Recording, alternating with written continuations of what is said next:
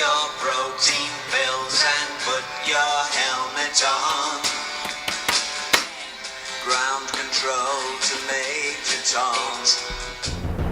Base training. Let's go talk about this. Oh, yes. Chip Grooners is my hat straight, sorry. Chip Grooners, my name's Donato, and welcome to another edition of the Running Guru Show. And today's topic, as you may have gathered, is about base training. Yes, base training. Major Tom, got your helmet?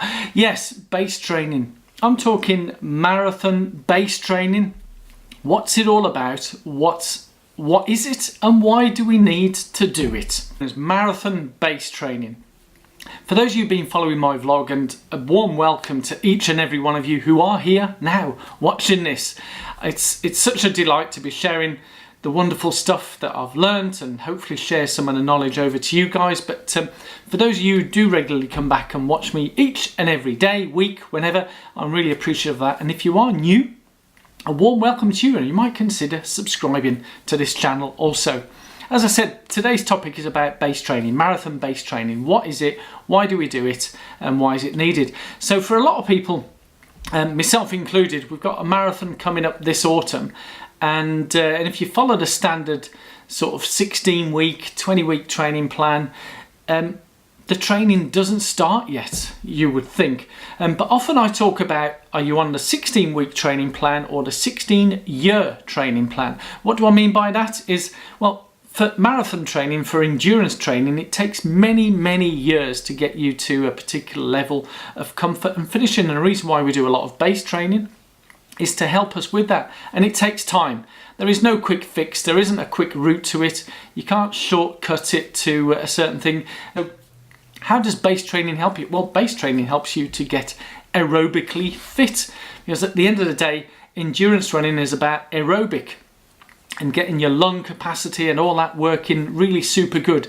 The long enough short of it, what is base training? Basically, it's going out for a run at a very slow pace, and you do it regularly. Often you hear about the LSR, the long slow run, and it is really slow.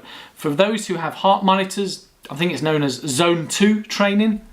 If you don't have a heart monitor, don't panic. You don't need a heart monitor. My understanding is if you just run at full conversational level, it's a bit like, oh, I dare use that word because some people use the word running, but I call it jogging. Yeah, a nice easy jog, comfortable, easy going, and you feel quite good. And obviously the speed that is, it's different for different people depending on your level of fitness.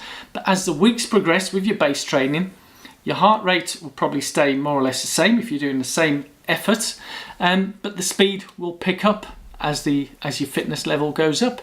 So in a nutshell, that is base training. And I think the word in terms of base, it gives you a base that you can launch from and do all the other types of training that you may wish to do. Whether it be tempo, hill sprints, repeats, all that type of stuff. But it's essential to have base training and have it incorporated into your training plan. And for those of you, if you're one of the 415,000 who applied for London Marathon and you think you don't need to start the training until January, I'd say now is the time to start the training. Whether you think you will or won't get in one of those ballot places, now is the time to start your base training. Just go out nice and easy, 2, 3, 4 times a week. Half an hour, 20 minutes. You don't have to go for massive long runs, and just slowly build that. And our bodies and our metaphysics and all that type of good stuff is our body will get used to running and staying on our feet for quite a while, because at the end of the day, running a marathon does take a few hours. There is no magic formula. It takes a long time. So are you prepared to put the effort in? Are you prepared to be dedicated and put the hard work in, so that when it comes to running that marathon of yours, wherever it may be, if it's going to be your first marathon, good luck. And if it's your second, third, you can you're probably familiar with the base training. So it is a cornerstone of all the different types of running.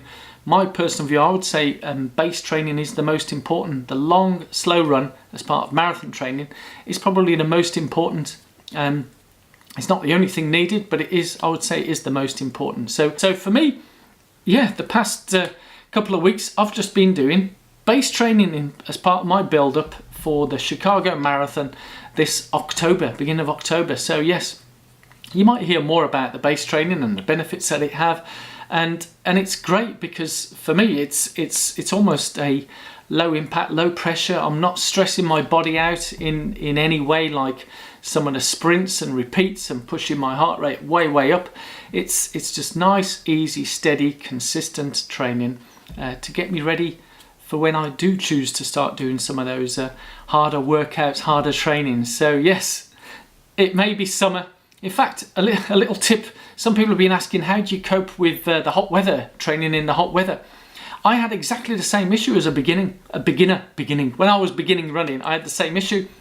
And as some people are pretty direct and to the point on social media, one of the comments was, get up earlier.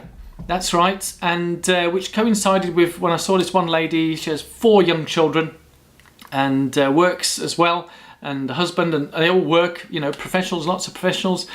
Boston qualifier, and someone asked her, where do you fit in the training? So you're running, and she said she gets up at 4 a.m. before her husband's up, before the kids are up, does her training, she's done and dusted before all that happens. So where there's a will, there's a way. So someone said to me, get up at 5 a.m, which I do. So I've been getting up at 5 a.m. Yes, for the summer months. Sometimes it's still warm. Some mornings it's already a 14, 15 degree Celsius, not Fahrenheit. It'd be tad cold if it was Fahrenheit. Yeah, it's Celsius, and it's still already warm. So it helps getting up earlier and doing that. So hopefully you found that useful. If you did, give it a thumbs up. And yeah, base training, it may be boring, but it is essential. And if you do want to share this amongst your friends, social media, thank you all so much. And as I said at the beginning, I do appreciate each and every one of you who come back regularly to take the time to watch these vlogs and to listen and learn and maybe find some joy. And I have great fun putting these together. I just get back from work, I'm still in my cycling gear, whack on the hat and glasses, do a bit of recording, put it out there, and then crack on with the rest of my evening. Hopefully you found it useful. So yeah, and if you are new, please do subscribe to this channel and share it amongst your friends. So thank you all so much. Until next time, wherever you are, whatever you do, keep